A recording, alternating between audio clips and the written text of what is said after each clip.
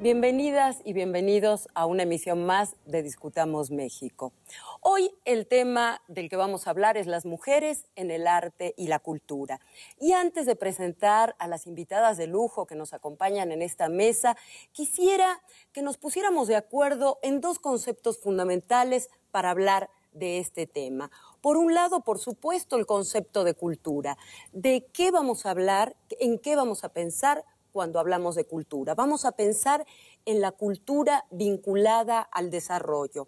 Es decir, que la cultura no es un medio para alcanzar el desarrollo, sino que es la propia conformación social que nos va a permitir ese desarrollo. Entonces, podríamos preguntarnos, partiendo de esto, ¿de qué desarrollo estamos hablando? Y me gustaría citar una pequeña frase del informe de la Comisión de Cultura, justamente de la UNESCO, que nos va a decir cuál es el desarrollo del que hablamos cuando hablamos de cultura. Dice, se trata de la oportunidad de elegir un modo de vida colectivo que sea pleno, satisfactorio, valioso y valorado, en el que florezca la existencia humana en todas sus formas y su integridad. Este es el primer concepto sobre el que estamos de acuerdo que vamos a platicar en esta mesa. Y el segundo tiene que ver con la idea de la mujer. ¿De qué hablamos cuando hablamos de la mujer? De un ente inexistente. La mujer como tal, como un ente homogéneo, unitario y demás, no existe. Las mujeres conforman un grupo absolutamente heterogéneo donde se cruzan distintos ejes que tienen que ver con lo socioeconómico, lo étnico, la orientación sexual, la religión. Cuando se habla en general de la cultura de las mujeres, y eso lo vamos a platicar, nos centramos, pareciera, en una clase media urbana que tuvo acceso a cierta educación, a cierta formación, pero nos recordó la comandanta Ester en su discurso frente al Congreso de la Nación en el año 2001, que en Chiapas o la población indígena, las mujeres indígenas, están muy lejos todavía de este concepto de cultura. Entonces, ahora sí me gustaría presentar a quienes me acompañan en esta mesa. Es realmente un honor poder presentar, fíjense qué nivel de mesa. Está con nosotros Tania Libertad, Betsabe Romero y Laura Esquivel, escritora. Yo soy Sandra Lorenzano y así comenzamos este capítulo de Discutamos México. Todas ustedes, eso me queda muy claro, en el trabajo que han venido desarrollando como creadoras, han tomado en cuenta esta idea de la cultura vinculada al desarrollo. Sin embargo, hay una parte que sí me interesa que tengamos también como punto de partida, y es la desaparición de tantas mujeres a lo largo de los siglos, de la historia en general y de la historia del arte y la cultura en particular. Pienso en un ejemplo ya casi canónico cuando se habla de desapariciones y borramientos, que es el ejemplo de Lilith, la primera mujer que aparece en la Biblia y que luego es absolutamente censurada, borrada. Yo creo que es la primera desaparecida de la historia y sustituida por Eva. ¿Por qué? ¿Cuál es el problema con Lilith? Lilith es una mujer que intenta reivindicar dos derechos fundamentales: el derecho al logos, es decir, a la palabra, al pensamiento, a la reflexión, y el derecho a gozar de su propio cuerpo, de su propia sexualidad. Y pareciera que tantos miles de años después, las mujeres seguimos buscando lo mismo a través de las diversas manifestaciones del arte y la cultura. Tener derecho al logos y tener derecho a disfrutar de nuestro cuerpo. Entonces, hay una frase clave que nació en los años 60 y que de alguna manera configura la lucha de las mujeres, que es inseparable de la lucha por ser sujeto de su propio derecho. Y esta frase es: lo personal es político. Entonces yo les propongo que partamos de lo personal, de las experiencias individuales, para pasar desde ahí a una instancia colectiva y a una instancia social. Entonces, para iniciar esta suerte de confesión que parte de la intimidad, quisiera remitirme a un maravilloso poema de Rosario Castellanos, una de las mujeres mexicanas que con mayor inteligencia, sutileza y agudeza ha pensado sobre la situación de la mujer. El fragmento que voy a leer corresponde al poema Entrevista de Prensa, que está en el libro Poesía no eres tú, y dice así: pregunta el reportero con la sagacidad que le da la destreza de su oficio: ¿por qué y para qué escribe? Pero, señor, es obvio, porque alguien, cuando yo era pequeña, dijo que gente como yo no existe, porque su cuerpo no proyecta sombra, porque no arroja peso en la balanza, porque su nombre es de los que se olvidan. Y entonces, pero no es tan sencillo. Escribo porque yo, un día, adolescente, me incliné ante un espejo y no había nadie. ¿Se da cuenta? El vacío, y junto a mí los otros chorreaban importancia. Bueno, pues a partir de estos versos de Rosario Castellanos y de la consigna "lo personal es político", a mí me gustaría que me contaran la propia experiencia de cada una, si realmente crean, escriben, cantan, para descubrir que finalmente hay alguien en ese espejo en el que se miran. Tania. Bueno, yo desde niña traté de que hubiera alguien en ese espejo. Podía haber sido borrada muy fácilmente. Provengo de una madre que tuvo 16 embarazos, de los cuales 8 no llegaron digamos, algunos nacieron, otros no nacieron. No voy a contar aquí toda mi historia, pero soy la única hija mujer de los 8 que nacieron y soy la penúltima. Y empiezo a cantar a los 5 años de edad y a los 7, yo solita me inscribía en los concursos de aficionados. Mi madre se enteraba cuando ya estaba en la etapa final, porque yo le pedía unos zapatitos nuevos, porque los míos ya estaban bastante fregados. Y entonces a los 8 años de edad ya empiezo a ganar dinero por cantar. Ya a los 9 años ya estaba grabando discos. Siempre fui como una mujer muy que enfrentaba las situaciones para seguir dando pasos para adelante. O sea, me negué a ser borrada. Me borró en una etapa mi padre. Mi padre ve que mi cuerpo empieza a tomar otras formas y ve que ya me empiezan a mirar de otra manera los señores. En ese momento es donde viene toda la contradicción de un padre que no nos bautizó a ninguno de sus hijos, que era anarquista, que era amante y defensor de todas las revoluciones socialistas, comunistas y todo, y me empieza a cortar las libertades y llega un punto en que me encierra, y no es metáfora, me encierra con llave y me sacaba solo para que yo fuera a cantar o para que fuera a la universidad. Y en la universidad yo tuve que ir a estudiar una carrera que estudió uno de mis hermanos, porque si no, no iba tampoco. Entonces, en mi caso personal, me negué a ser borrada y me sigo negando hasta ahora. Yo viví etapas muy difíciles, pero puedo hablar de los 30 años que llevo aquí en México, que es donde ya asumo totalmente sola mis aciertos y mis errores, y a partir de ahí puedo hablar de una carrera artística más coherente y de una vida personal también que me satisface mucho.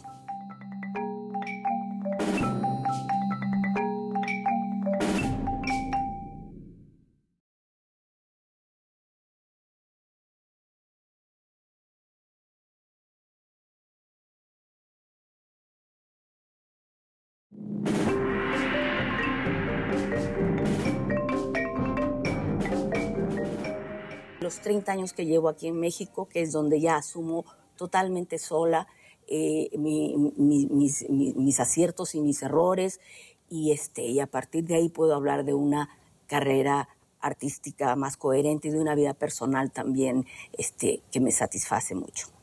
Gracias, Tania. Betsabe, tu experiencia es similar. ¿encuentras en la posibilidad de la creación artística el espejo en el cual reconocerte a ti misma? Pienso que alguien que ha tenido la enorme oportunidad de estudiar hasta posgrado, de ir al extranjero, como yo lo pude hacer, estudiar Bellas Artes en París, hacer una maestría, estudiar el doctorado, elegir mi vida, mi proyecto de vida como mujer, sexualmente hablando, decidir, además de mi carrera, ser madre. Todo esto es una enorme libertad y un enorme privilegio en un país donde todas esas decisiones son para una población muy, muy escasa, ya no solo mujeres, los niños y las niñas, muchos también están en ese caso, y es especialmente en el mundo de las artes plásticas, que es tan horriblemente selectivo, clasista, ¿no? El mundo de las galerías, de los museos tan herméticos, el arte contemporáneo, que es un código que no se difunde en la educación formal ni informal. Entonces, realmente yo sé que el artista contemporáneo está muy distante de la vida cotidiana, y eso es un poco triste, pero pues yo he tenido también la suerte de haber decidido tocar la calle, hacer obra pública, trabajar con comunidades, tanto en México como en otros países, especialmente en Estados Unidos, comunidades con ilegales, talleres que he hecho en diferentes estados, trabajar conceptos como frontera, migración, y el alcance que esto pueda tener a nivel cuantitativo creo que es muy poco, pero es lo que uno puede hacer, y yo creo que es lo mínimo a lo que yo me siento comprometida, con esa enorme libertad con la que mi lucha ha existido, porque tampoco es que las mujeres seamos lo más privilegiado dentro del mundo del arte, y podría dar un montón de cifras, ¿no? Como el hecho de que, no sé, de los 100 artistas más caros del mundo, solamente hay 4 mujeres, y empieza en el número 49, la primera, ¿no? Y que la primera mujer que entró a las cotizaciones de $1 millón es en 1994, perdón, y en ese momento el hombre vivo, que era el más caro, estaba vendiendo, que era Francis Bacon, en 73 millones de libras esterlinas, ¿no? Pero bueno, eso es realmente insignificante e irrelevante frente a la realidad que viven las mujeres que tienen que cargar el agua para llevarla a sus casas, y que son millones, ¿no? Gracias, Betsabe. ¿Y tu experiencia, Laura, cómo es? Vamos a hablar ahora como parte de esta intimidad de la creadora, no de quien se dedica a las políticas públicas o políticas culturales, que eso lo tocamos al ratito. Fíjate que yo tengo la fortuna de que, por un lado, la tradición cultural, la tradición culinaria en mi casa es muy fuerte. En mi familia yo crecí en la cocina, al lado de maravillosas mujeres, sobre todo mi mamá, que ahí era el reino, era la cocina, y pasó la mayor parte de su vida en la cocina. Sin embargo, yo soy de esta generación de los 60s, que de pronto sentíamos que todo esto que Rosario, por supuesto, y todas las mujeres que iniciaron toda una lucha feminista se daban cuenta de la condición de la mujer, y que era importantísimo participar y cambiar, y creíamos en ese momento que se cambiaban las cosas afuera, que uno tenía que salir de su casa, ir a la universidad, ir a la escuela, participar en los grandes cambios, y entonces así se iba a dar el cambio, y las mujeres íbamos a ser vistas, escuchadas, oídas, íbamos a poder, y este deseo un poco de, oigan, espérense, también pensamos, también participamos, vamos a construir nuevamente un nuevo modelo de sociedad. Entonces me toca todo este momento maravilloso, que también para mí fue deslumbrante, todo este movimiento de los 60s y los hippies, y este deseo de una sociedad diferente, donde la propiedad privada ya no era tan importante, donde había una liberación sexual bellísima, pero entonces tuve que enfrentar también muchas represiones todavía. Yo me acuerdo cuando estaba haciendo mi tesis, teníamos que ir a la escuela, pero que yo soy educadora, entonces las jovencitas, bueno, iban con su uniforme muy monas el sábado, y nosotras, pues ya habíamos terminado, nosotras íbamos de pantalones. Sabes que nos prohibieron llevar pantalones porque era muy mala influencia para las muchachas jóvenes que nos vieran que nosotros íbamos de pantalones. Entonces sí hubo un momento, me toca vivir ese momento de rompimiento de estructuras en cuanto a la cuestión formal, a la cuestión espiritual de todo. Finalmente ya me caso y esa experiencia sí me gustaría transmitirla porque es lo que me lleva finalmente a Como Agua para Chocolate. Cuando nace mi hija y yo la tengo que alimentar, yo la quería alimentar con las mismas recetas con las que me habían alimentado a mí, porque ahí estaba mi familia. Entonces de pronto me doy cuenta de dos cosas que son fundamentales. Que para empezar la cocina no era este espacio de castigo, de reclusión y celda que de pronto yo había considerado, sino todo lo contrario, es un espacio de creatividad, es un laboratorio de alquimia maravilloso y cuando yo empiezo a redescubrir, y empiezo no solo eso, a redescubrir lo que pasaba dentro de mi casa. Puedo entender perfectamente a las mujeres que salieron del hogar, que también era importante, salir, luchar, pero luego yo creo que hubo un momento que esta salida tan radical creó un desequilibrio en la sociedad que nos corresponde equilibrar nuevamente. ¿Por qué? Porque de pronto solo lo que tiene retribución económica vale la pena, o solo el conocimiento que se obtiene en una universidad es valioso y solo un doctorado que te dan en Harvard vale. No, hay campesinos y hay mujeres en el campo que son mucho más inteligentes y más valiosas y más en este momento pueden aportar más en el cambio que tenemos que dar. Porque ahí sí yo difiero un poquito, no podemos hablar de desarrollo, como se planteaba en un inicio, ni de democracia, mientras millones de gente se estén muriendo de hambre en el mundo, punto.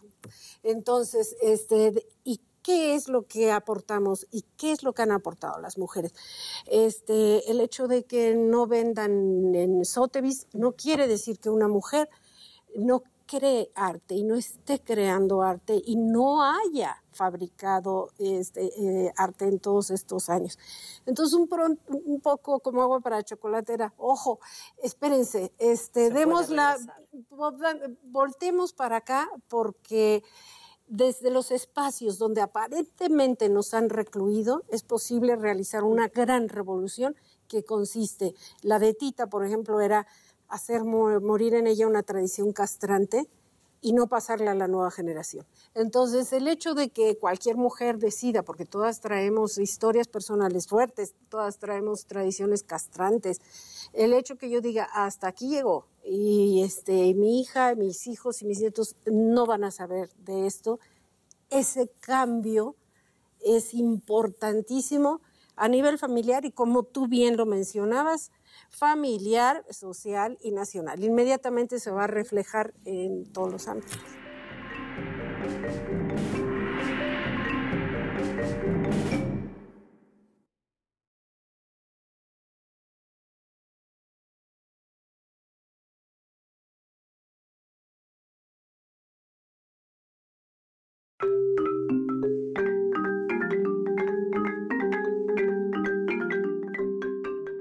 Ese cambio es importantísimo a nivel familiar y, como tú bien lo mencionabas, familiar, social y nacional. Inmediatamente se va a reflejar en todos los ámbitos. Fíjate que tú tocaste un tema importante, todos son importantes, pero hay uno que es clave y que es recurrente en la reflexión de las mujeres vinculadas al arte y a la cultura, y es buscar madres simbólicas, como si de alguna manera necesitáramos una genealogía propia para poder ahí también reconocernos, para poder ahí enraizarnos. Entonces, esta es una pregunta que les pido que respondan con 2 o 3 nombres que ustedes consideren clave para cada una en su propia formación o en su propia carrera.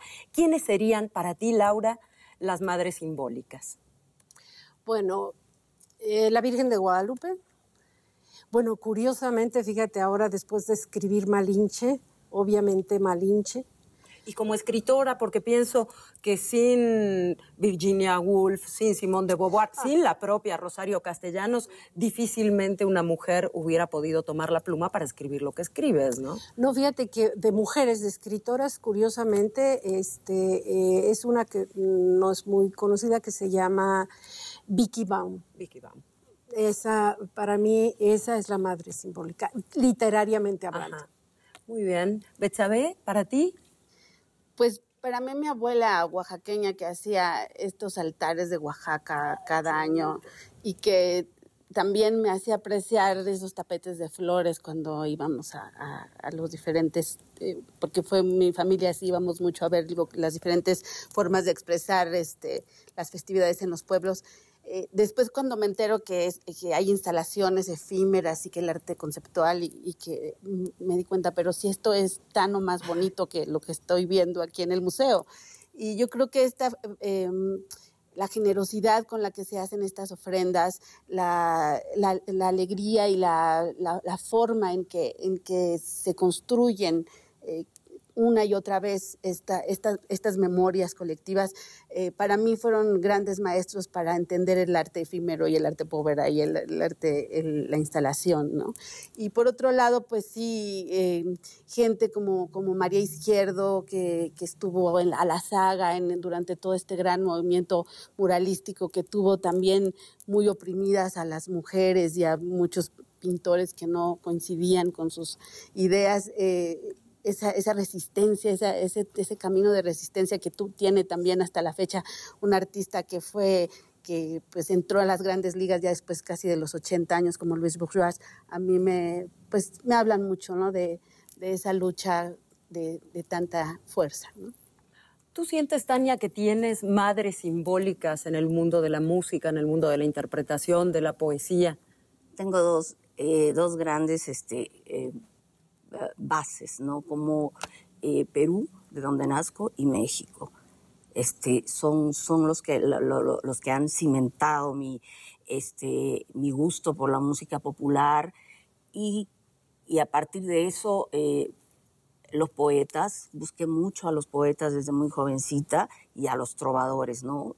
Nunca me quise separar de la canción popular, siempre la defendí, siempre defendí todo lo que canté.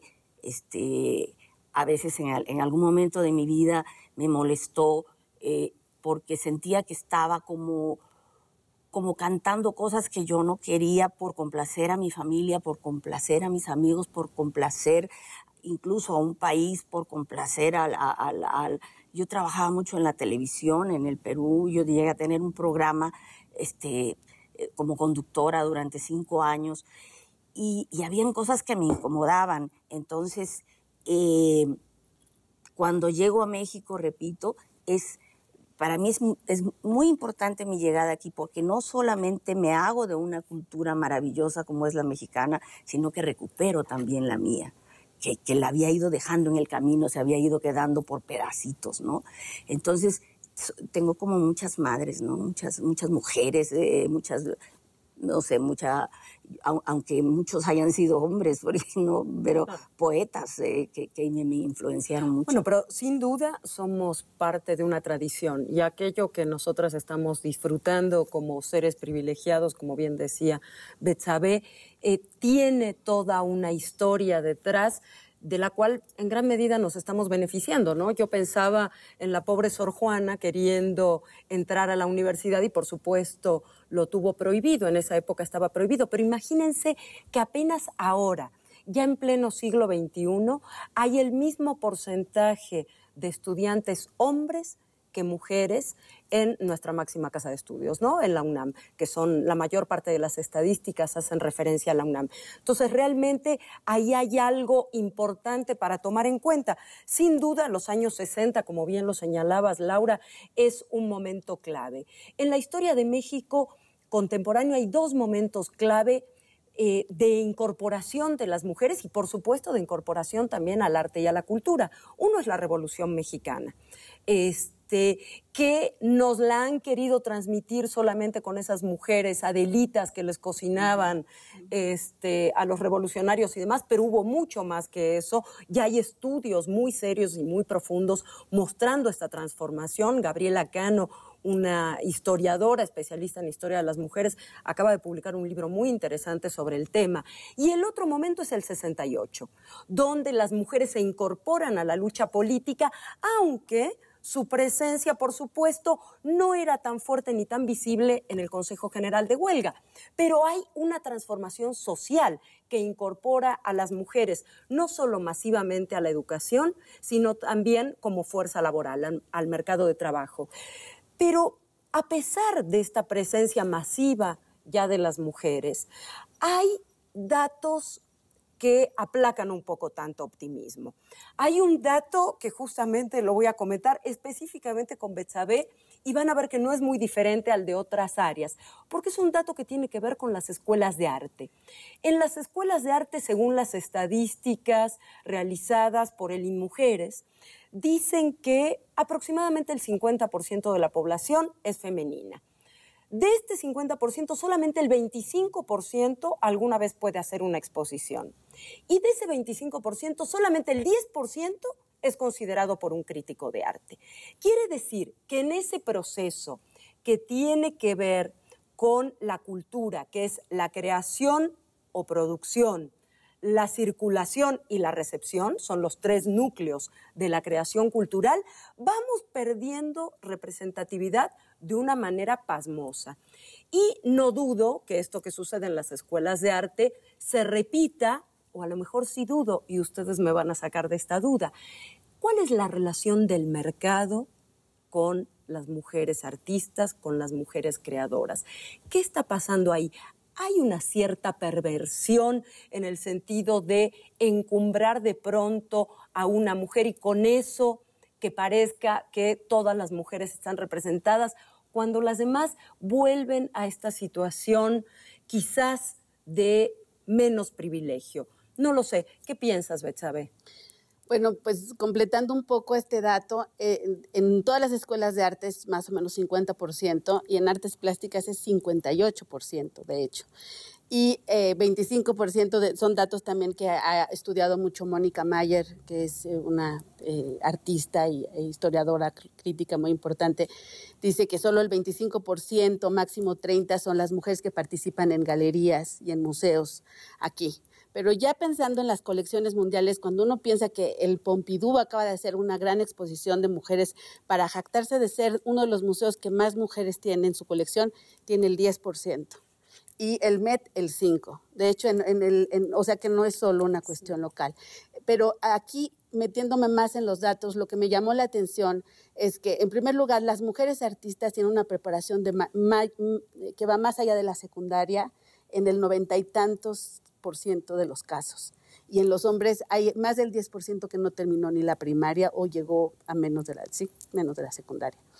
Y eso habla de una exigencia mayor, de una lucha que tiene que ser como más aguerrida y que también pienso que tendría que partir, como dice Laura, desde la cocina también, desde no ceder y no ser cómplices de decir porque tengo un hijo, porque cocino. No, o sea, al contrario. Yo tengo una hija y yo creo que ha sido mi gran cómplice y me encanta cocinar y soy muy femenina y también eso nunca me ha impedido trabajar en deshuesaderos y trabajar con llantas. O sea, no veo la oposición, aunque yo sé que es difícil, ¿no? Y en ese sentido también una cosa que me ha llamado la atención es que en México se concentra la mayor parte, así como hay 68% de mujeres cuando son estudiantes, saliendo de la carrera antes de los 40 años, empiezan a dejar de ejercer.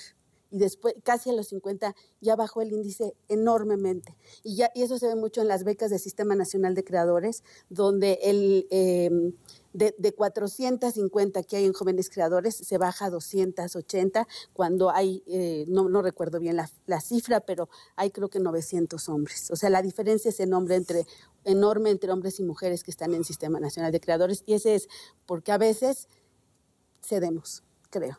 Y porque, claro, sí hay un sistema donde, no es casual estos porcentajes en las colecciones de los museos y en la legitimación del trabajo de la mujer, ¿no?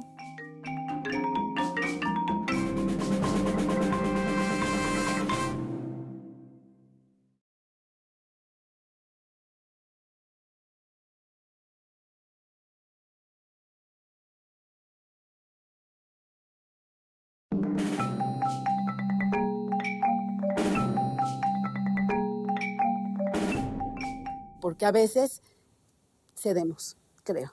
Y porque, claro, sí hay un sistema donde, no es casual estos porcentajes en las colecciones de los museos y en la legitimación del trabajo de la mujer, ¿no? En el caso de la música, ¿qué sucede? En el caso de la música yo creo que es un poquito más parejo, ¿no? Aunque yo diría que más bien hay una escasez de oportunidades para todos, porque habemos, creo yo, igual cantidad de cantantes hombres que de mujeres, y todos queriendo mostrar nuestro trabajo dentro de los niveles en los que nos gusta mostrarlo. No nos gusta estar en otros escenarios más que en el de la cultura, por ejemplo. A mí me encanta ir a plazas públicas y a festivales culturales a cantar y a todo esto, pero yo soy prácticamente, creo que de la última generación que logramos tener un espacio como cantoras populares dentro de la cultura, ¿no? A mí me da ahora una enorme tristeza que, por ejemplo, los nuevos intérpretes, los nuevos cantores, no cuenten más que con los realities y con estas cosas horrorosas que se ven de pronto en la televisión, y con programas que explotan más el morbo y la noticia escandalosa, y no tienen esa otra opción que yo sí tuve. Yo trabajé durante 6 años, dábamos como 400 conciertos por año y éramos 800 grupos, no solamente de cantantes, de danza, de música de cámara, de conferencistas, películas. Eran 800 espectáculos diarios que girábamos por toda la República y cantábamos en escuelas, en reclusorios, en hospitales, en plazas públicas, casas de la cultura. Pero se acabó en el 86, entonces yo logré hacer todavía un prestigio a partir de ese trabajo. Pero después de eso, a mí me da mucha tristeza que no venga nadie detrás de nosotros, detrás mío, detrás de Eugenia León, detrás de Guadalupe Pineda, detrás de un montón de cantantes que ahora ya nos podemos desenvolver, digamos, dentro de un mercado que sí nos contrata, pero que fue producto de ese proyecto cultural al que pertenecimos, ¿no? En el mundo literario hay como una andanada de mujeres pioneras durante el siglo XX mexicano, que de alguna manera cualquiera que se dedique, cualquier mujer que decida o desee dedicarse a la escritura, tiene siempre esas referencias, ¿no? La propia Castellanos, pero pienso en Elena Garro, en Josefina Vicens, y ya más acá Elena Poniatowska, Margot Glantz. Realmente hay una cantidad de mujeres que sin duda han abierto brecha para todas las demás. Sin embargo, ¿cómo has vivido tú la relación con el público mediada por el mercado? ¿En qué medida has podido desarrollar libremente realmente lo que querías hacer a lo largo de tu vida como escritora? La verdad creo que lo he podido hacer. Nuevamente te digo, he sido afortunada en ese sentido, porque en el momento en que surge Como agua para chocolate fue un momento que todavía se podía, se permitía. Sin embargo, con el paso del tiempo, la industria editorial ha entrado en esta cuestión, se ha ido contagiando de la industria cinematográfica y de toda una política económica global, en la que lo que importa son las ventas, los números, igual que pasa en todas las áreas, pero aquí es muy, como muy obvio. Ya no, ya no hay, han ido desapareciendo los libreros, las librerías donde tú ibas y el librero te recomendaba, había leído, se daba tiempo para que una novela se recomendara de boca a boca. Por ejemplo, ahorita, como hago para chocolate, tal vez ya no podría haber sucedido este fenómeno porque ahora se pone, como son grandes cadenas las que manejan las librerías, estas pequeñitas han desaparecido. Si tú no haces el tope como en el cine, igualito, en un mes tú no cubres tu cuota, digamos, de venta, se regresa a las librerías. En el momento que se regresa, como ya no hay, las bodegas ya no existen, las librerías ya no tienen bodegas, entonces, ¿qué pasa? Que después de determinado tiempo, como es un activo fijo que les está costando dinero, se destruyen los libros. Entonces, como en todo, siento que este sistema de pronto es tan lamentable que nos hace perder el sentido de todo. En verdad, yo canto o yo escribo para ser reconocida, o lo hago como Tania, como Eugenia, como todas estas maravillosas cantantes que le dieron voz a todo un movimiento, a toda una generación, a todo un canto, a todo un espíritu que nos hablaba de otro mundo y de que tendríamos que recuperar otro mundo. Entonces, ¿cuál es el sentido de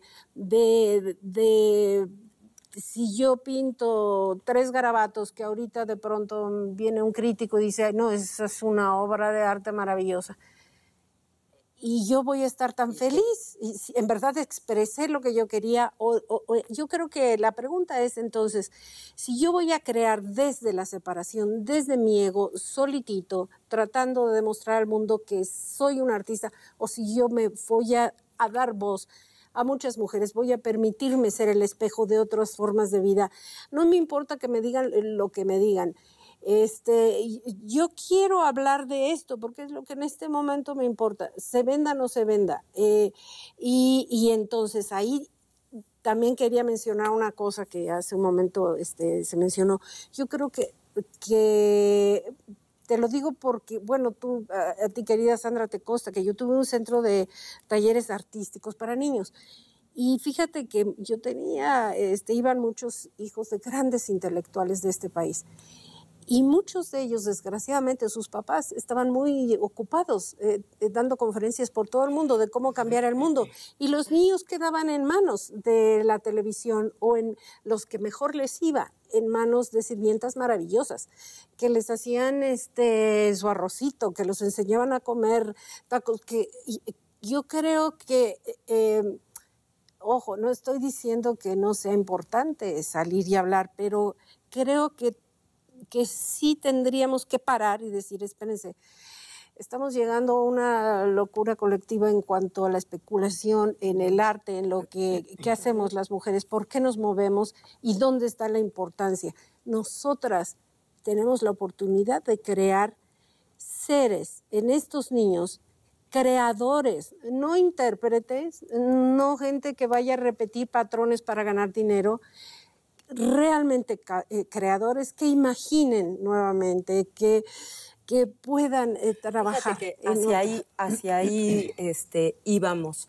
Ya para ir cerrando esta charla maravillosa, me interesa que pensemos, esta idea de la cultura que planteábamos al principio, es una idea de la cultura para fortalecer la democracia, para fortalecer el concepto de identidad, de ciudadanía.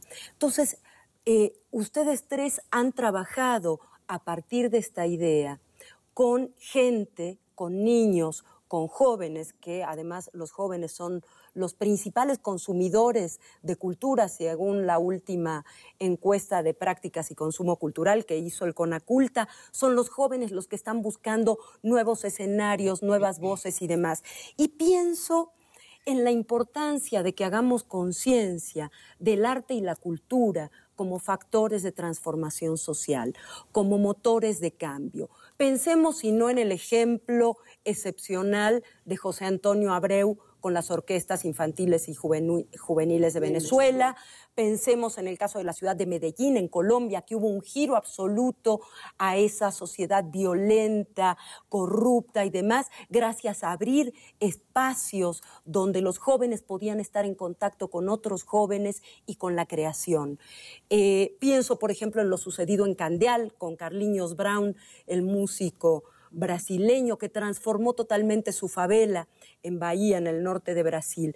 Entonces, creo que ahí estamos de acuerdo, hombres, mujeres, todos los que queremos de verdad que el arte y la cultura sirva en un momento tan difícil como el que está viviendo actualmente nuestro país, que sirva como espacio de cohesión y de cambio.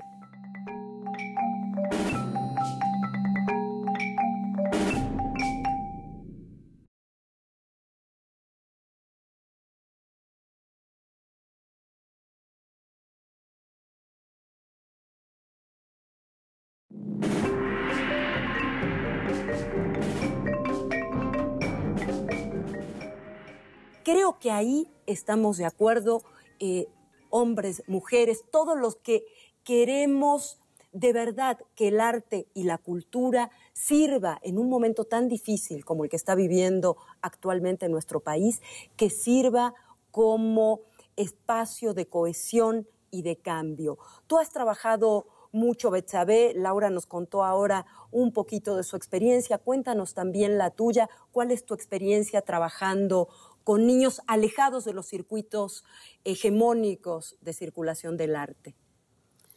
Bueno, yo ahora que mencionabas Brasil, trabajé en una favela y estuve trabajando con la idea de que hay ciudades, hay colonias que de pronto son clasificadas casi malévolamente como peligrosas, como ahí no hay que entrar, y se empiezan a aislar, como aquí la Buenos Aires, donde yo también he trabajado, o en Chimalhuacán, que también ahí es otra zona difícil, y que realmente hay que traspasar esas barreras, llegar ahí, y cuando uno está tratando de construir algo con ellos, uno encuentra que la gente a veces es el mejor promotor de la cultura que las instituciones, ¿no? A mí, por eso cuando me preguntan por qué trabajo con carros o con llantas, la gente que circula, y que somos todos de alguna manera pasajeros o conductores, es un lenguaje que todo el mundo entendemos, el del trayecto, el del movimiento, y la gente se acerca y está. Y, por ejemplo, bueno, el proyecto que hice en Chimalhuacán era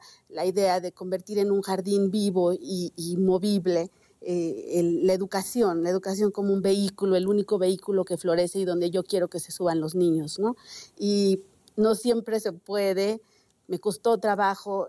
Creo que en este tipo de procesos hay que hacer un seguimiento, hay que tener la oportunidad de tejer finito, de cocinar lento, de hacer las cosas con mucho cariño y con mucho profundidad y fe en las cosas, ¿no? Porque el cambio necesita todo eso porque no está fácil.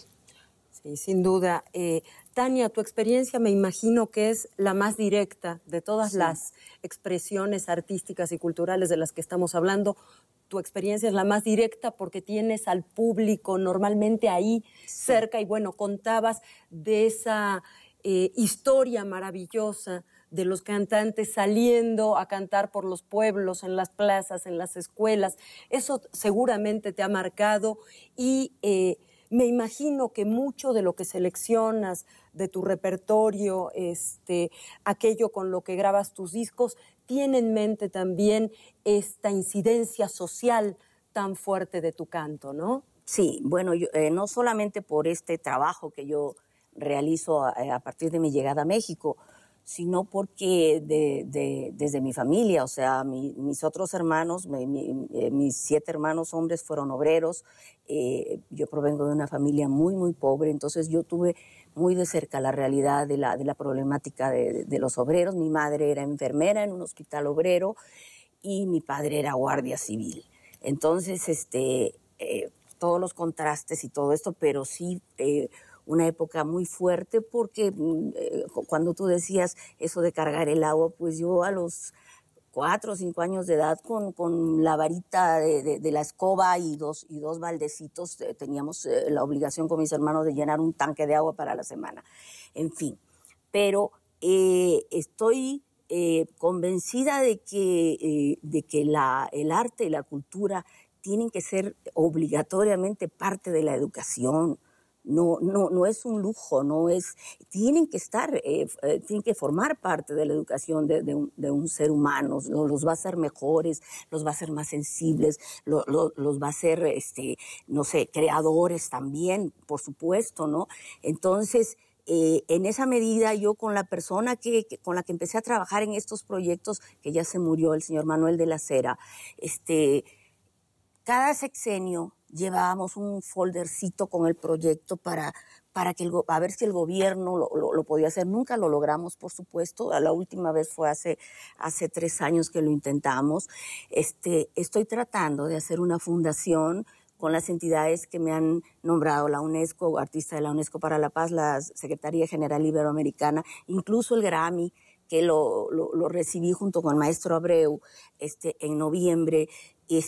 Deben tener ellos un fondo, algo para ya hacerlo desde un fondo privado, porque el gobierno ya no lo va a hacer. Si no lo hizo en tantos años, esto se acabó en el 86, estamos hablando de 20 y tantos años, yo creo que no lo va a hacer el gobierno. Entonces, estoy tratando de darle forma a una fundación que le dé trabajo a los artistas que están dentro de la cultura, que además están muy mal en ese sentido, no tienen trabajo, y que ese trabajo se desarrolle en las escuelas, se desarrolle cerca de las bases de los estudiantes, de los centros de trabajo, de las comunidades indígenas, ¿no? Ojalá y lo pueda plasmar. Sin duda, los trabajos que se han hecho que vinculan la educación artística o la educación por el arte en las escuelas dan resultados excepcionales. Después muestran las estadísticas, las evaluaciones, el cambio tan impresionante que hay en la autoestima, en el compromiso con su comunidad, en las redes de solidaridad. Es justamente eso lo que estamos necesitando en este momento en el país. Quisiera cerrar ya esta charla quedándonos con esto, con la convicción de que solo a través del arte y la cultura, no ese arte y cultura tomados como adorno, volvemos a decirlo, sino como parte esencial del desarrollo de una nación, solo a través de esto, como ustedes acaban de decirlo, podremos lograr que este país salga adelante. Podremos tener ciudadanos con una concepción sólida de la nación, de sus deseos a futuro. Podremos construir de verdad lo que hace tanto tiempo los mexicanos se merecen y nos merecemos. Pues muchísimas gracias, Tania. Ha sido un placer. Gracias, Betsabe, Laura, realmente un gusto. Y si nos dejan, nos seguimos.